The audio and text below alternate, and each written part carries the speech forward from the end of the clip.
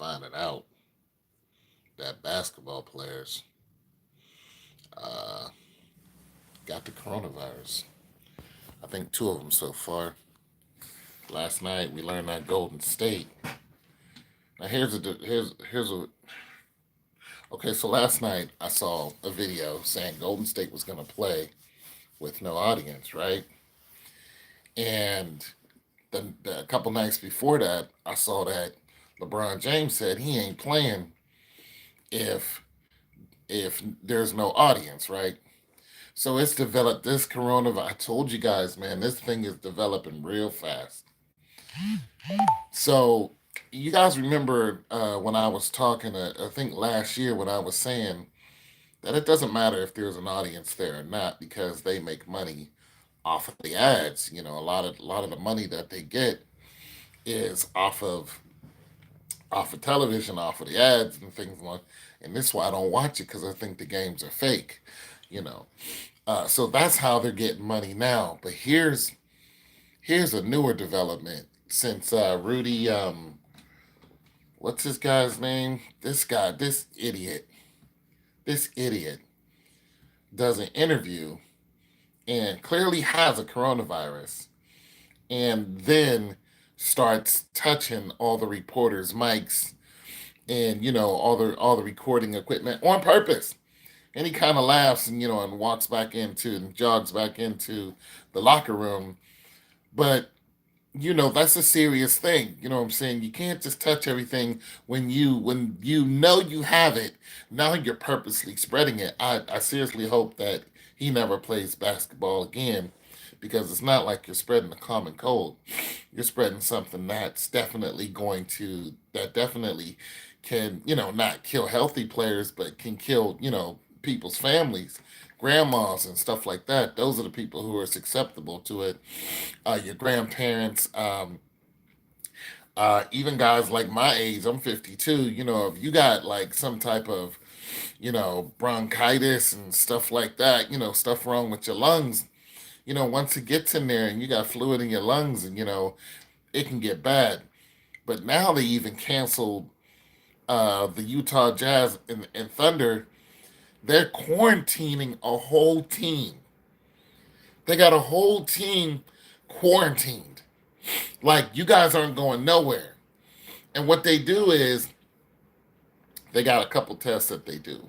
One of them is they stick a cotton swab in kind of almost to the back of your throat, trying to, get a, culture and, whatever that is, a sample, and then test it. And another one is they test your skin, see if you're running a fever.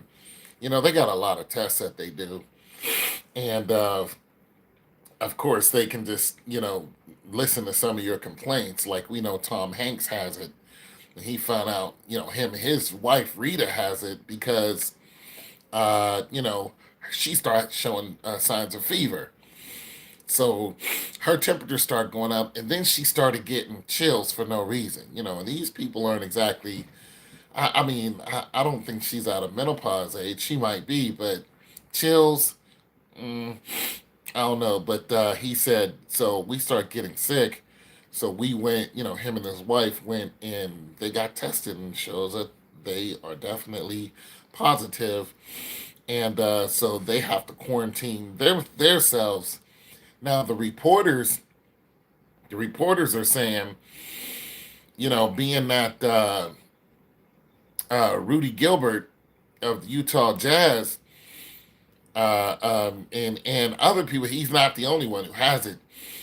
But and other players, have it. They're like, well, it's possible that it can come. We can come in contact with it because everybody is in such close quarters, and you have to touch something, and it just doesn't take much for one person to touch one thing and touch another.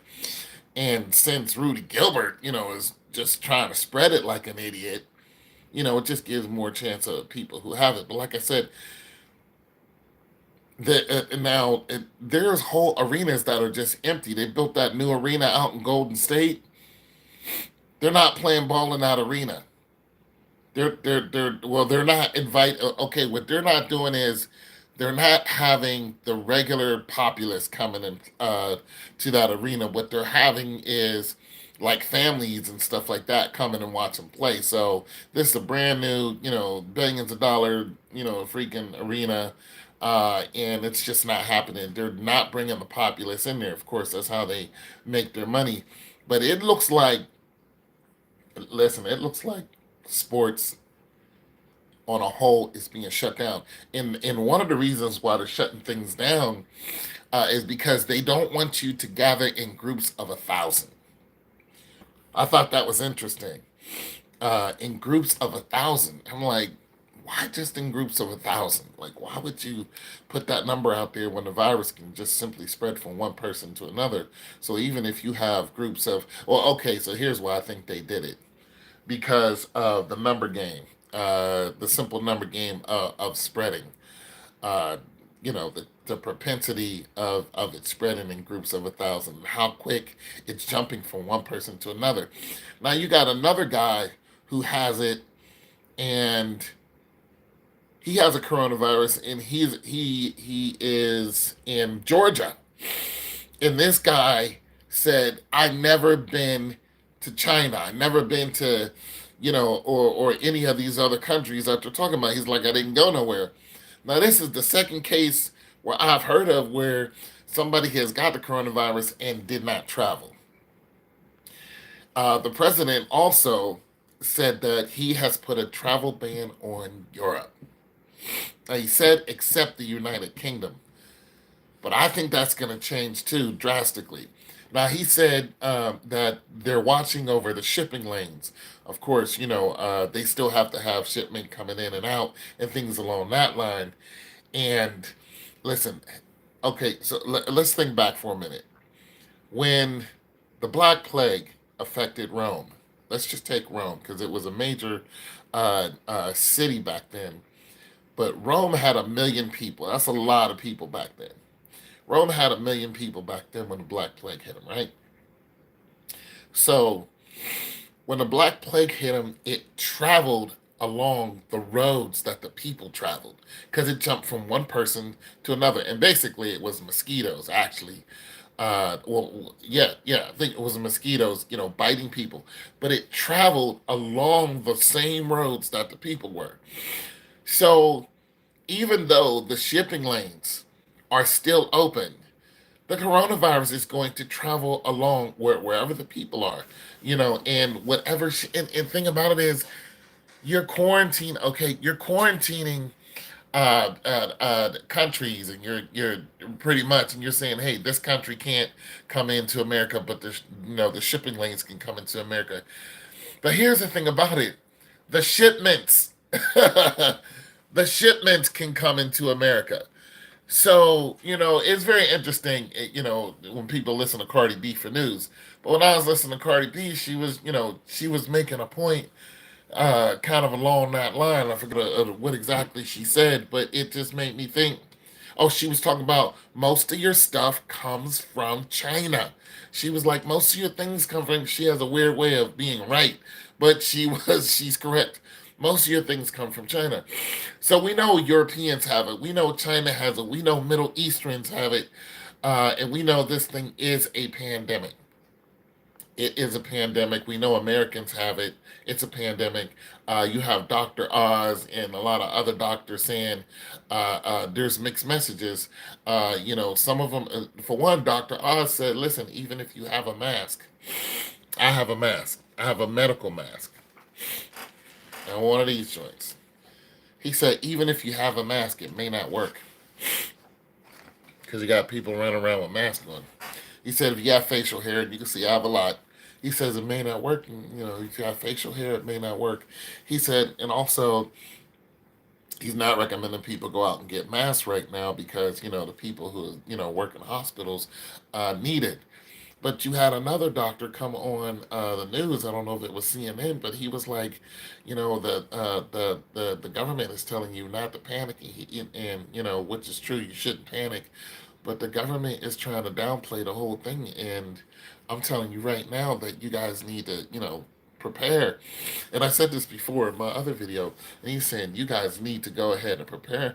And one lady just straight came out and she said, make sure you have food and water just in case the shipping lanes start to, in case, those trucks and stuff don't come in to Walmart and deliver all that stuff. Now you got people fighting over toilet paper. But they were absolutely correct, and I keep making videos about it because it just keeps getting worse. And I've been telling people for the last month, take this seriously. Don't go out and hit the panic button. Like, don't go out and start beating people up and start fighting, but be prepared to have at least 30 days of supplies. At least be independent of supplies. Have your way, a second, have yourself a second way of traveling. Get a bicycle. Like, I'm serious about that. Because if the roads close, your vehicle's not going anywhere, and you may have to get out there and just, go wherever. Get yourself a bicycle. In a little cheap bicycle, a little, $20, $30, or whatever, but get yourself another means of travel. Uh, Start getting yourself some fresh water. Know where fresh water is. If you can, if you live in the countryside, so you know where there's a stream at. You know, invest in that. We're not all gonna live off the animals. It's just not gonna happen. Uh, look. I think this coronavirus. Look. They already said that the coronavirus is affecting shipments. It's affecting products that are coming in and out. Worst case scenario, people. If everything stops, if Kroger's closed, if your food, if they're no longer supplying food, what are you gonna do? And this is the time to start thinking about that, not when it actually happens.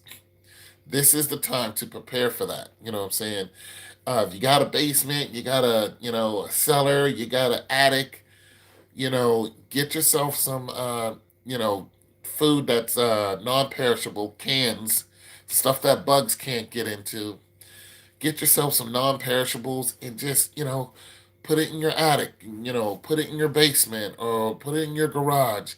If you have an extra deep freezer or something like that. If you have another thing, not to invest like a whole lot of money in, but if you can get some of those lights that are like solar, not solar panels, just some of those. I know there's lights that you can, you can sit outside and then, they charge all day and you bring them in, boom, you have light. Do that just in case the power goes out, just in case the gas stops. If you can, get yourself one of them little Bunsen burners. There's one of them little Bunsen burners, so you can still cook your ramen noodles. You know what I'm saying? Uh, have yourself a box of matches, like one of the big box of matches. Yeah, one of those. If you also a flint, one of one of them flints. Yeah, get yourself one of those jobs, just in case it all falls down and you still need to make fire. You can still cook. You can still protect yourself with it. You can, you might have to, build a couple things. Look, I don't know if it's going to get that bad, but I know if it does, you're not going to be surprised. You know what I'm saying? It's not going to, because people are already starting to turn on each other. Let's just be real. We're animals. People are already starting to turn on each other. They're already starting to fight. Uh, yeah, the stock market is already gone down. People who have a misconception of the coronavirus are reacting in the worst ways, and the worst of humanity is already starting to come out. People are already panicking. You know what I'm saying? And like I said, the people who have the propensity of suffering from coronavirus are elderly people and people who are already sick with something that's going on with their lungs and things along that line.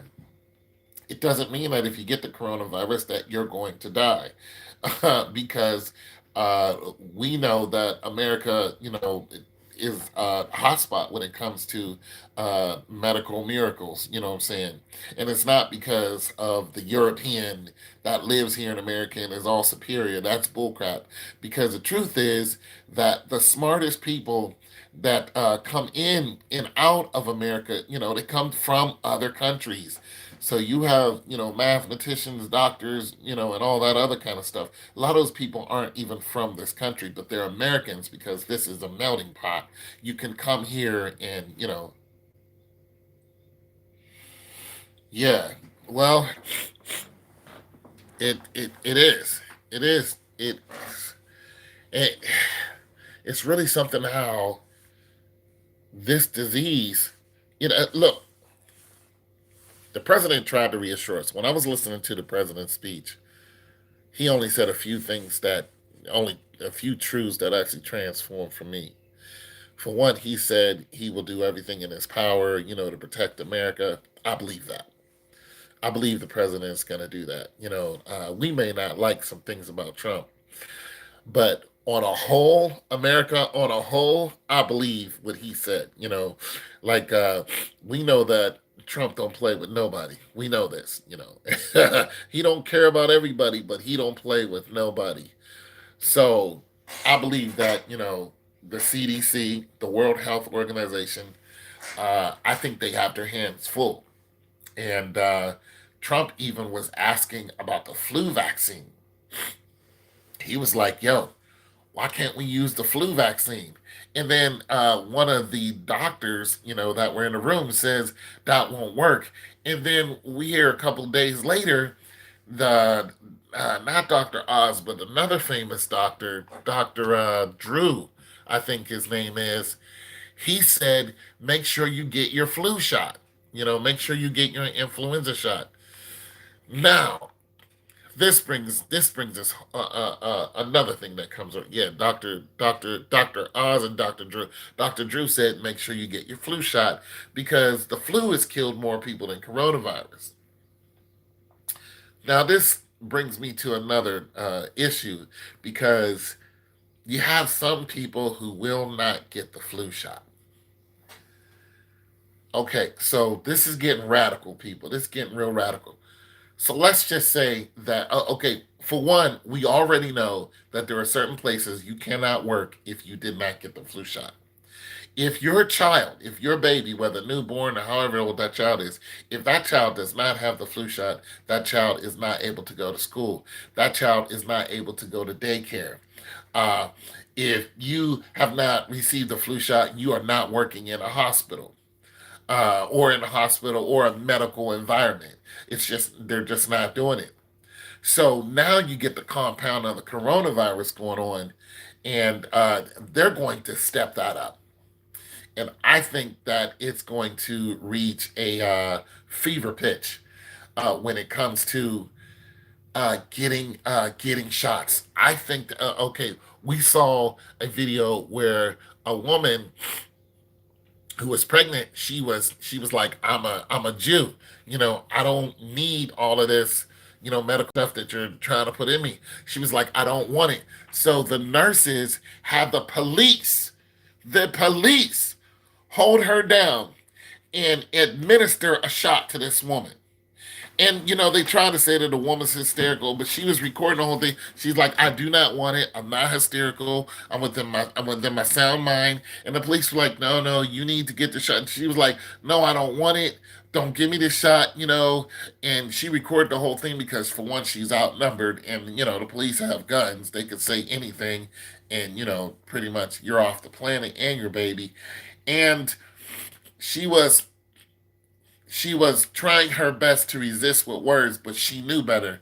So she was like, "Do not give me this. I do not want it," and so on and so forth. And they gave that woman that shot anyway. I think this is what we're looking at, people. I think this is what we're looking at. If the police can hold someone down and give them a shot, and the person is sane and the person is an adult, this is not a child. I think that I think that worst case scenario, yeah,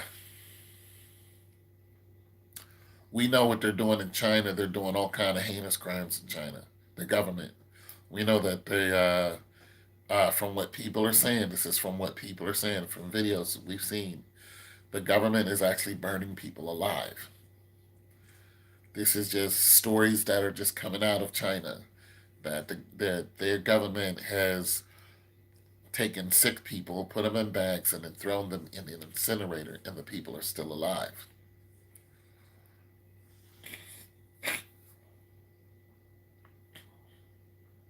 To say that, listen, to say that Donald J. Trump would not administer something like that to save America, it's just not far fetched.